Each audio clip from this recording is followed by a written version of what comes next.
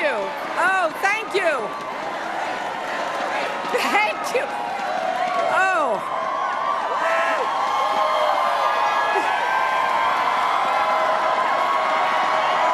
Are we going to win this election in 2016? Yes, we are. Thank you. My heart is just racing. I am so excited to be here, grateful for everything you and this state have meant to me and to my family. I'm honored to have the support of so many proud New Hampshire Democrats and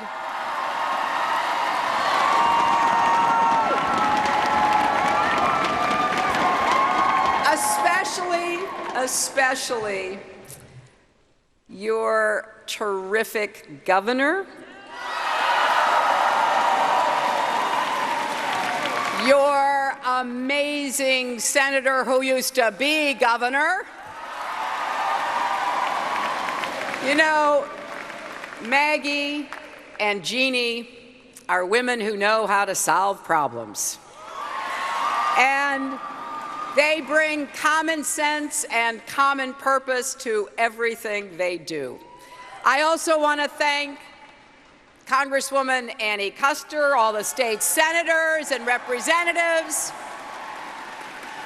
executive counselors, local leaders, grassroots organizers, and especially volunteers who are working their hearts out for this campaign.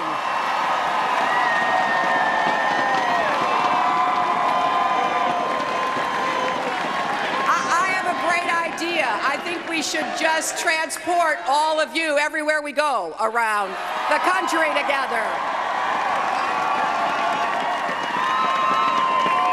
You know, as much fun as this is, as exciting as the atmosphere in here is, we have work to do as Democrats. I want to be your partner to build our party here in this state and across our nation to keep our progress going. We've come a long way, haven't we, these past 6.5 years, and thanks to the hard work and sacrifice of the American people and to the leadership of the Democratic president in the White House, Barack Obama,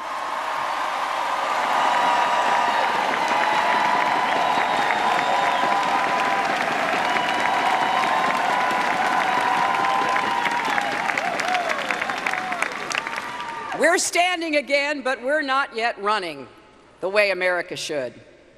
Wages still aren't rising for most people. The cost of everything from college to prescription drugs keeps going up. Inequality is still too big a problem. And you know, in America, if you work hard and you do your part, you should be able to get ahead and stay ahead. That is the basic bargain of this country.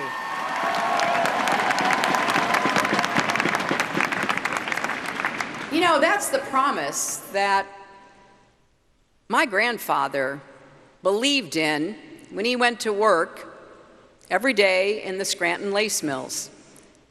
I'm the granddaughter of a factory worker who believed in America and that life could be better for his children. And it was. His 3 sons went to college. My dad, after serving in the Navy in World War II, he started a small business. He saved and he sacrificed because he believed his small business, printing fabric in Chicago, could provide us with a middle-class life. And you know what? It did. And now, within 3 generations, from that factory worker to that small business owner, I'm standing here asking for your support to be president of this great country that we love.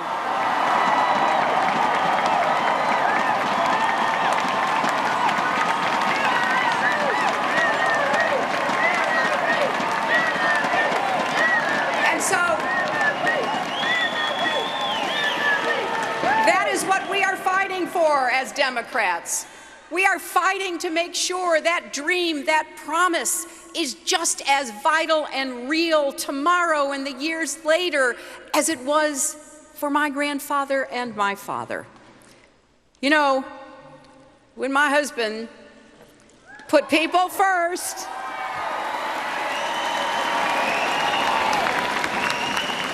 in the 1992 campaign, where New Hampshire was so supportive, when he got into the White House, he realized that he had inherited real economic problems from his Republican predecessors. That seems to happen. Have you noticed? You know, I say this without trying to be partisan or personal, but the economy just works better when we have a Democrat in the White House.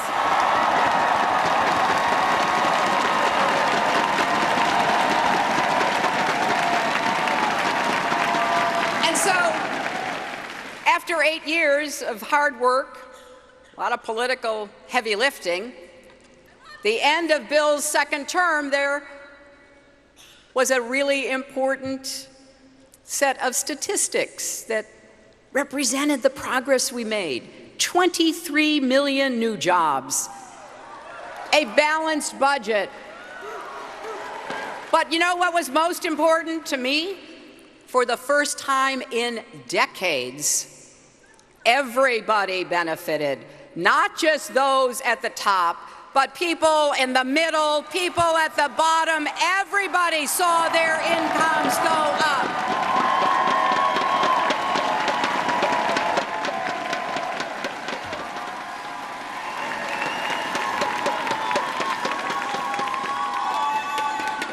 You know, I went to the Senate. The good people of New York sent me to the Senate in 2001.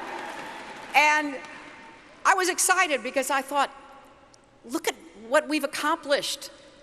We have turned around the economy. We have taken control over our fiscal future. Just think of what we could have done with that balanced budget and a surplus. We could have made Social Security solvent for as far as the eye could see. We could have invested in education, in science, and research to make us smarter and stronger and richer. But you know what happened. The Republicans went back to trickle-down economics, one of the worst ideas ever to come out of the 1980s, right along with big hair. They took their eyes off the financial markets, took their eyes off the mortgage markets, and President Obama inherited an even bigger mess. I remember when he called me right after the election, asked me to come see him in Chicago. I didn't know why at the time. Turned out he wanted to ask me to be Secretary of State, but when I got there,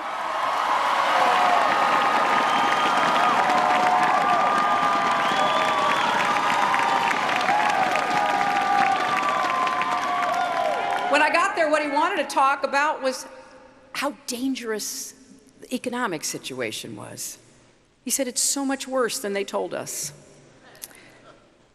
He was worried about a Great Depression, not just a Great Recession.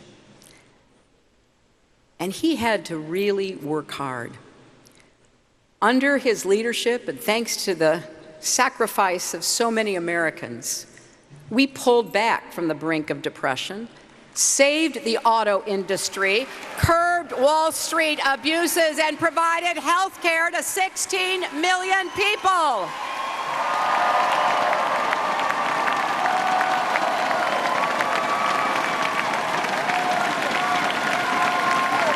Now,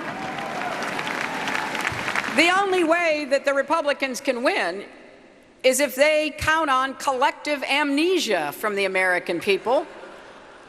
President Obama deserves a lot more credit than he gets for helping us avoid an economic catastrophe.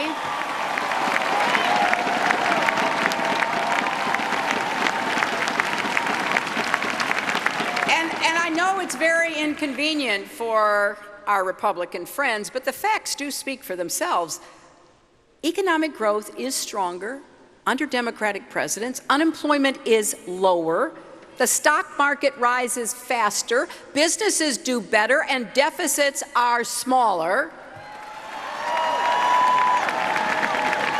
And one of my favorite inconvenient facts, under Republicans, recessions happen 4 times as frequently as under Democrats. So one would have to wonder, why would anybody who cares about the economy, which is all of us, why would anybody who cares about seeing paychecks rise again, fighting inequality, raising the minimum wage, dealing with the challenges that confront us, believe that going back to the failed policies of trickle-down economics would help anybody except for those people at the top? You know, I am not running for my husband's 3rd term or President Obama's 3rd term. I'm running for my 1st term.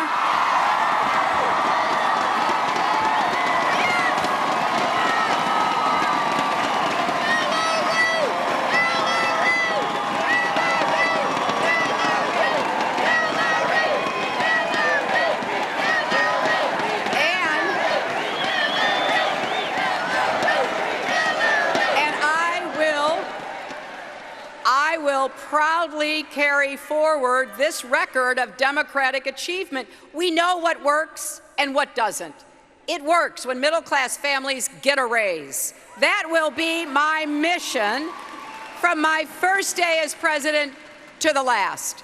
We need growth that is strong, fair, and long-term. So the rewards of success don't just go to those at the top. You know, when a company does well, shareholders and executives aren't the only ones who should benefit. The people who work at that company should as well.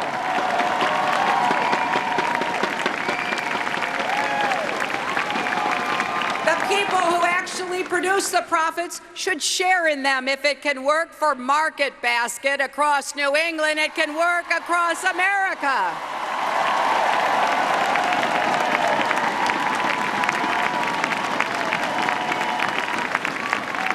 But here's what doesn't work. When 25 hedge fund managers earn more each year than all the kindergarten teachers in America combined. There's a tax loophole that lets them treat their pay like investment gains, you've heard of it, the carried interest loophole, rather than normal income like everyone else. I have called for the ending of that loophole since 2007. I am sick of multimillionaires paying a lower tax rate than a teacher or a nurse. That is wrong. I'll close that loophole.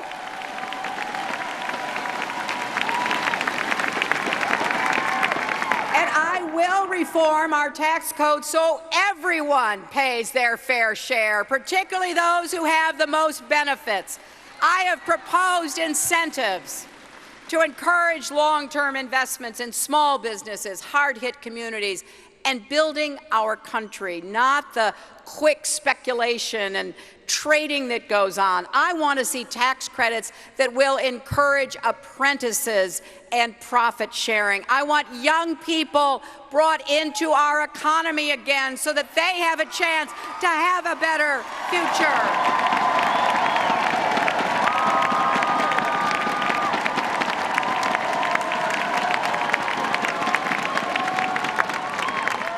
Raise the minimum wage so no one who works hard in America has to live in poverty. I'll fight for small businesses that create the jobs in America.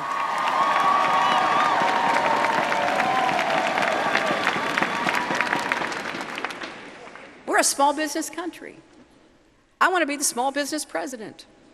I don't think we should be tilting our tax code, our economic policy toward big businesses that can hire lawyers and lobbyists. Most jobs in America come from small businesses. That's why I have a plan to make it easier for entrepreneurs to get loans and avoid red tape. I'll hold corporations accountable when they gouge Americans on drug prices or pollute our environment or bust unions and exploit workers.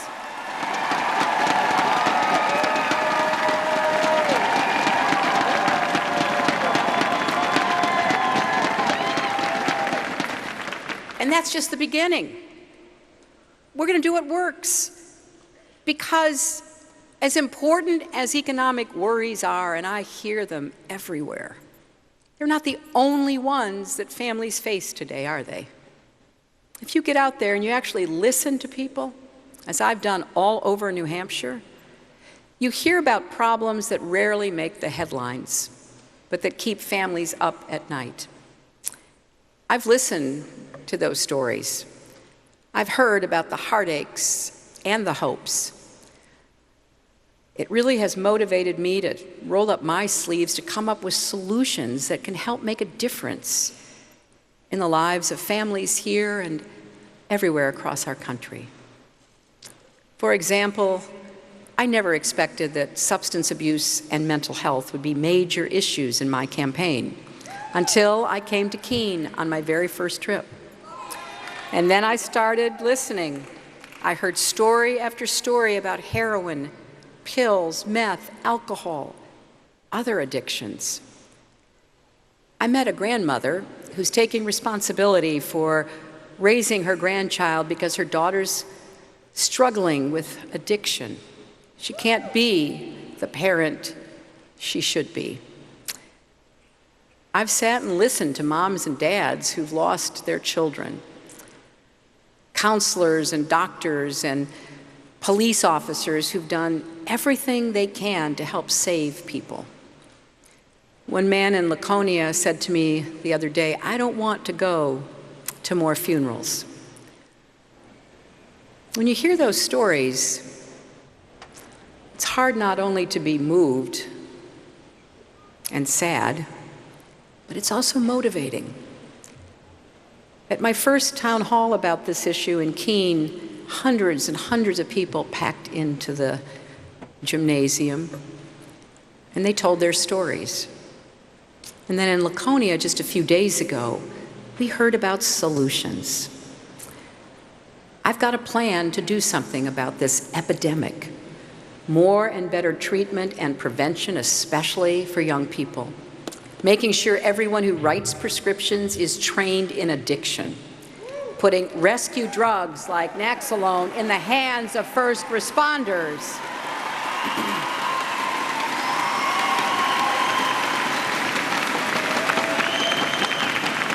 Criminal justice reform so nonviolent drug users get time to heal instead of time in jail.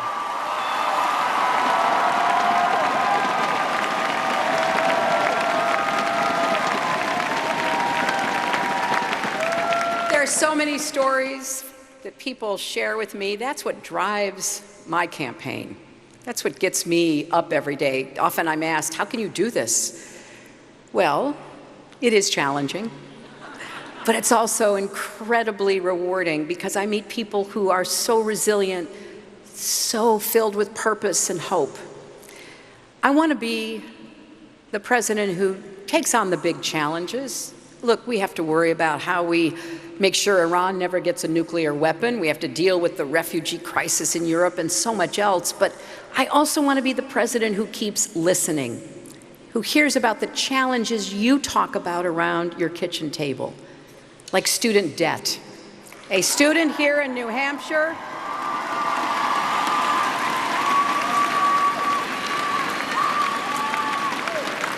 really summed it up for me, saying that paying for college shouldn't be the hardest thing about going to college. And yesterday, Governor Hassan and I were at the University of New Hampshire where we were talking about my plan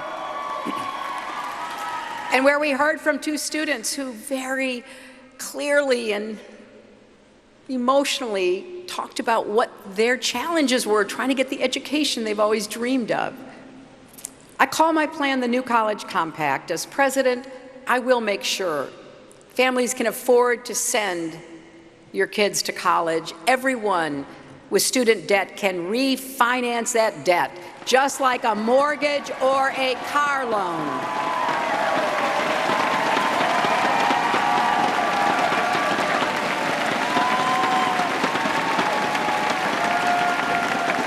Cost won't be a barrier anymore, and debt won't hold anyone back. I also have to say that I've heard a lot about another challenge that gets too little attention in our long-term looking forward into the future about what kind of country we're going to be and how we can help people live up to their potential, and that is the caregiving crisis in America.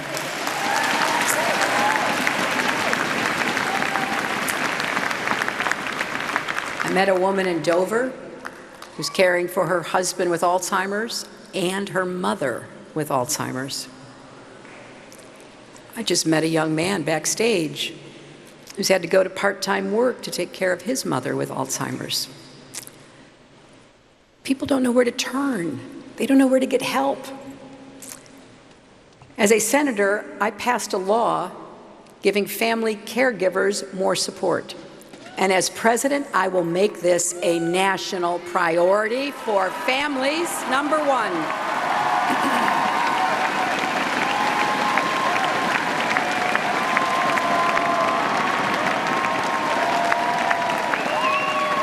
Every one of us knows somebody who could benefit: the veterans who deserve better care, the parents of children with autism who need help and solutions, families who can't find facilities to provide mental health treatment for their loved ones, no matter how hard they try.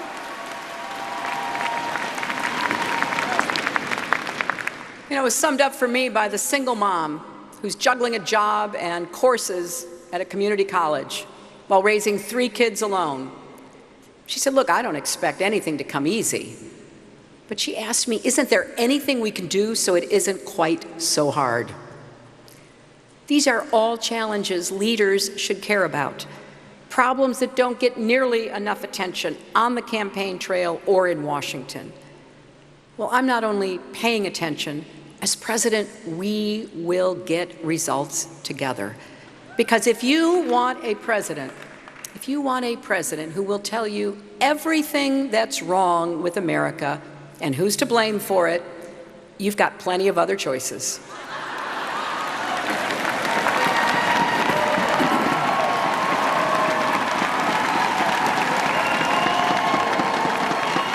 And my goodness, didn't we hear enough of that the other night at the Republican debate?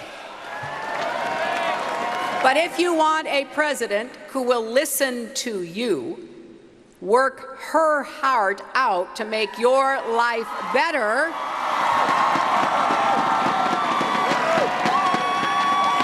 and together to build a stronger, fairer, better country, then you're looking at her.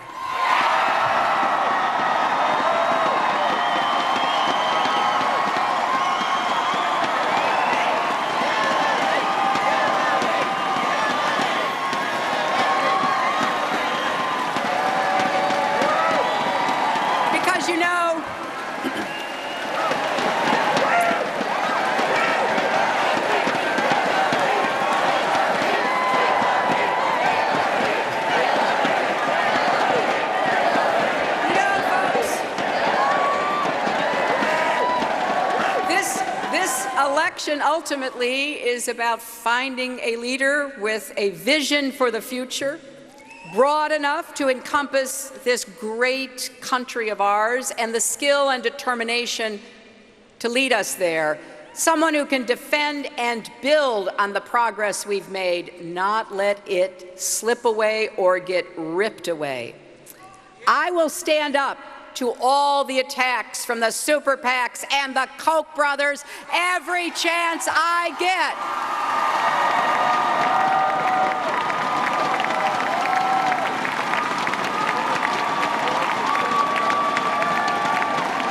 And I will do what I have always done to try to overcome the dysfunction in Washington, actually to get things done, like I did when I was First Lady and we didn't get health care that time, and then I turned around and I worked with Ted Kennedy to get the Children's Health Insurance Program to take care of more than 8 million kids.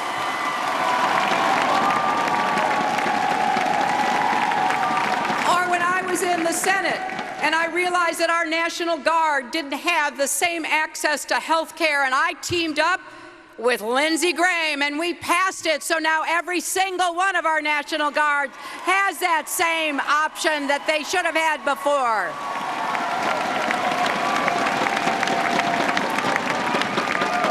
I have been fighting my whole life to even the odds for people who have those odds stacked against them. That's what I'm going to keep doing, fighting for families, fighting for fairness, fighting for you.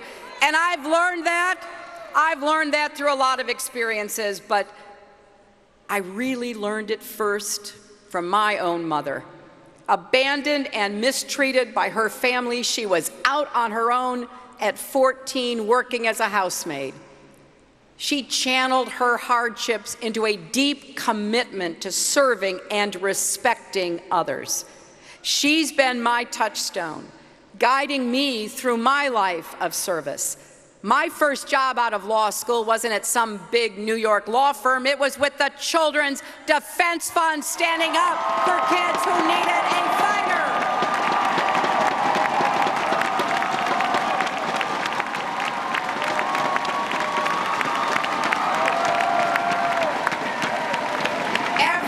Along the way, I've stood up for women, for children, for families, for underdogs, everyone who needs a champion.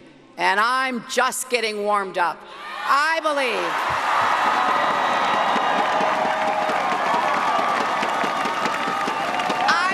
in America, but I believe in America we should have each other's backs. We should lift each other up, not tear each other down.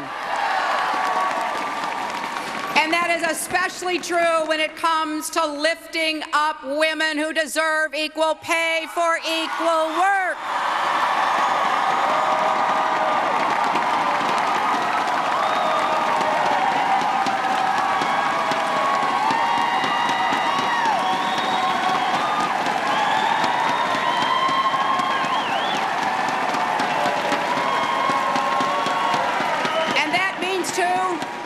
Every family deserves access to quality, affordable child care so they can actually go to work.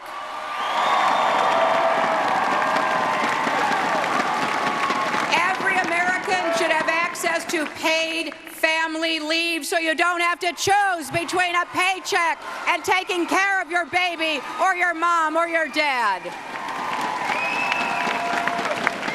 I'm a proud Democrat because we're the ones who stand up and say the Affordable Care Act is here to stay.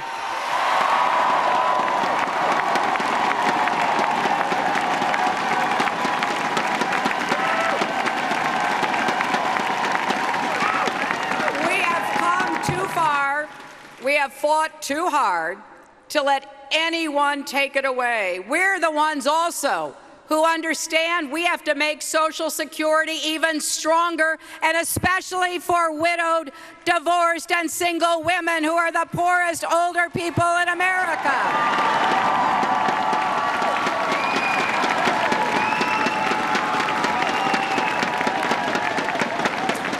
We're the ones who support teachers, not scapegoat them.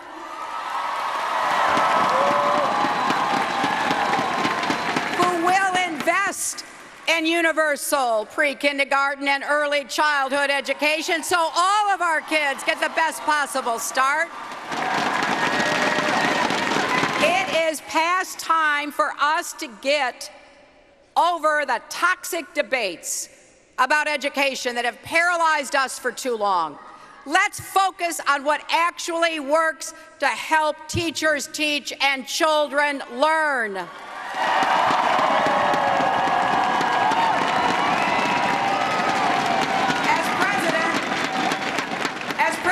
I'm going to actually listen to teachers and learn what they know from being in those classrooms every single day.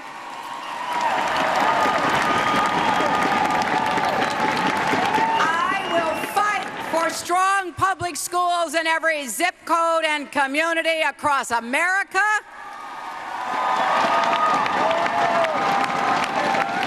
And I am honored I am honored to have earned the endorsement of the NEA right here in New Hampshire.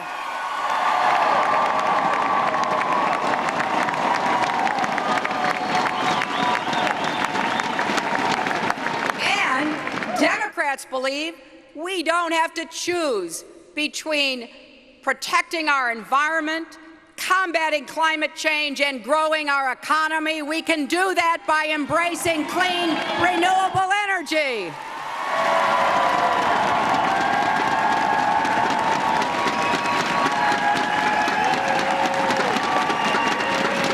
I want us to set big goals in this country again. I can remember, I think there's a few of you who also can remember, when President Kennedy challenged us to send a moon mission that would land a man on the moon and bring him back within a decade. And a lot of people thought that was impossible, didn't they? Nobody knew what would happen. I was sure, because the president set that goal, that America could get it done. And we did. That's the kind of president I want to be. I want to challenge us again, particularly young people again.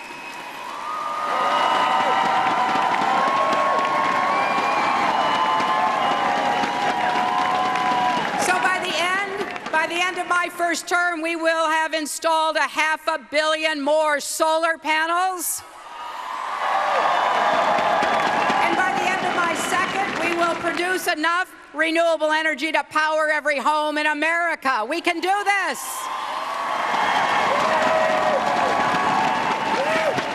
We can take on climate change, not deny it, but take it on. And at the same time, create millions of new jobs and businesses that will make America the clean energy superpower of the 21st century.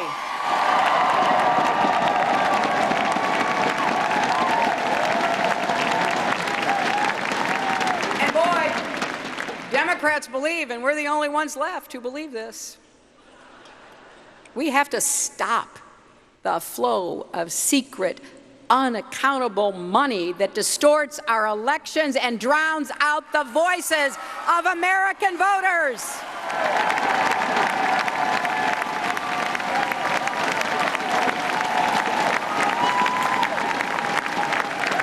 You know, it's predicted by some that our next president may have as many as 3 appointments to the Supreme Court.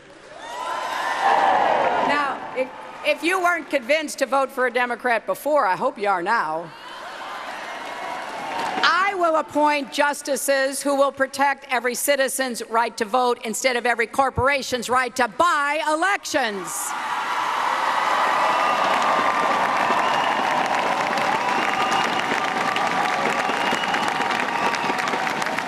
And if necessary, I will work to pass a constitutional amendment to undo the Supreme Court's decision in Citizens United.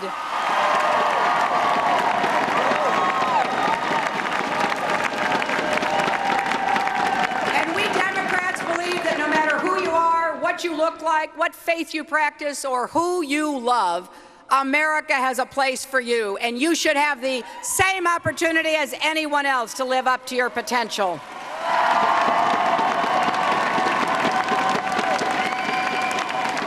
So we have a great agenda. We know what it means to be a Democrat. We're going to fight back against those who will do, say, and spend whatever it takes to turn our country in a very different direction. Who watched the Republican debates the other night? Oh, you gluttons for punishment, you.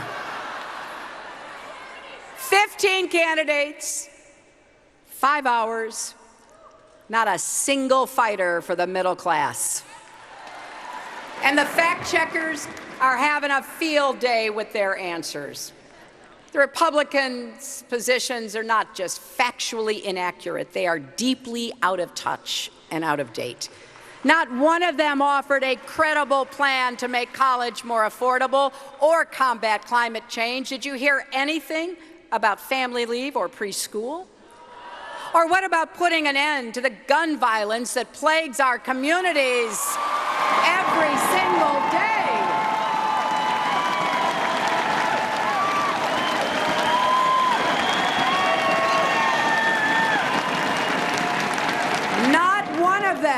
one of them is willing to say loudly and clearly, Black Lives Matter.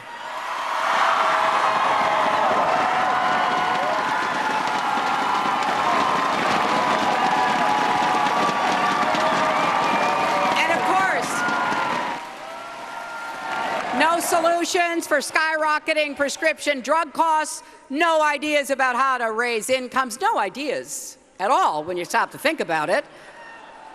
But there was one statement I had to agree with. Yeah, hard to believe, right? As Lindsey Graham said, Hillary Clinton has a list a mile long to help the middle class.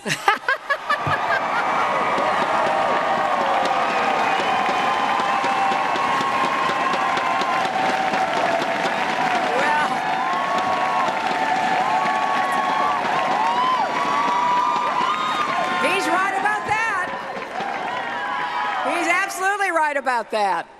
I do. It was the most honest thing anyone said that night. And I'm going to keep adding to that list. Keep fighting for the middle class. Keep showing that voters have a real choice in this election. Don't be distracted by their flamboyant frontrunner, trying to bully and buy his way into the presidency. His latest outrage, the way he handled the question about President Obama, was shocking, but not surprising. He's been trafficking in prejudice and paranoia throughout this campaign.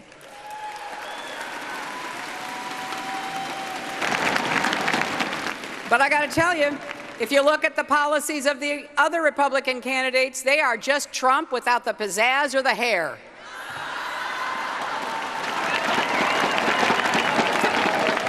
He says hateful things about immigrants. They don't support a real path to citizenship. We need comprehensive reform, not demagoguery and deportations.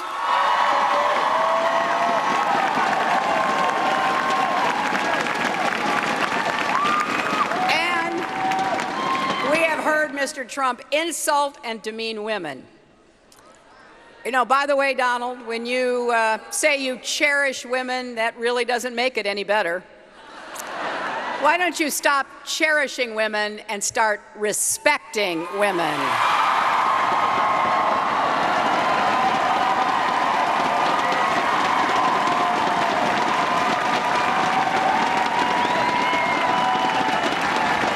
But listen closely, he's not the only one. All of the Republican candidates want to defund Planned Parenthood. Many are willing to shut down our government to do it, no matter the consequences for our country. We are talking about a women's health service that provides 500,000 breast cancer exams every year. That's what they want to stop. Here in New Hampshire, you know about this. Last month, your executive council cut off funding to Planned Parenthood in this state. Well, actually, 3 men on the executive council voted to deny women access to health care across New Hampshire. I'd like them, along with the Republican candidates, to meet the mom who caught her cancer early thanks to a screening, or the teenager who avoided an unintended pregnancy because she had access to birth control, or the survivor of sexual assault who got emergency contraception.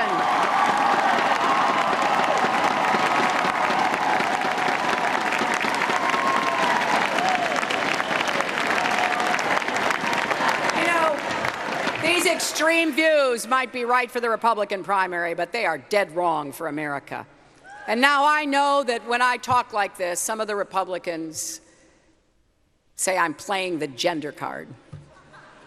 Well, if calling for equal pay and paid leave and women's health is playing the gender card, deal me in.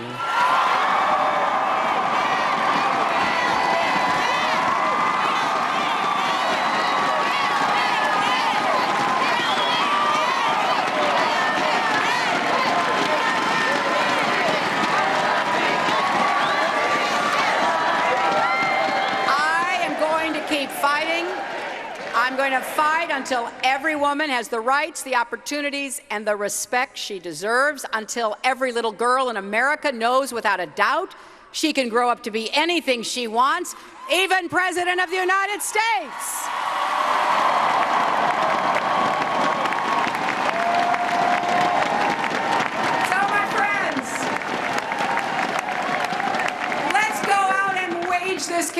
and elect Democrats at every level. Let's take back school boards. Let's take back the legislatures. Let's take back every position all the way to the White House, because if this election is about America's future, not America's fear, Democrats will win.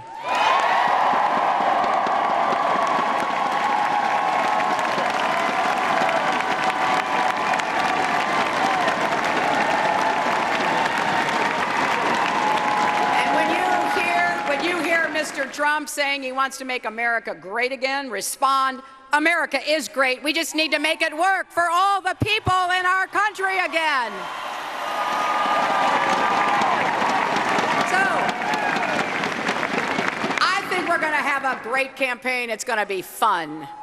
Because what makes the other folks uncomfortable is what makes America what we are today. Our diversity, our ingenuity, our innovation, the signs of American dynamism, our immigrant culture, all that we do to really build a country where everybody has a place, where there are no limits on what we can achieve when we put our common interest ahead of our self-interest and our common sense ahead of nonsense. I am fighting for that America. I'm fighting for all Americans, not just some, for the struggling, the striving, and the successful. I'm fighting for everyone who's ever been knocked down but refused to be knocked out. I am fighting for you, Democrats, and New Hampshire, and America. Let's go out and make the future we want to see. Thank you all, and God bless you. I'm the leading state sponsor of terrorism.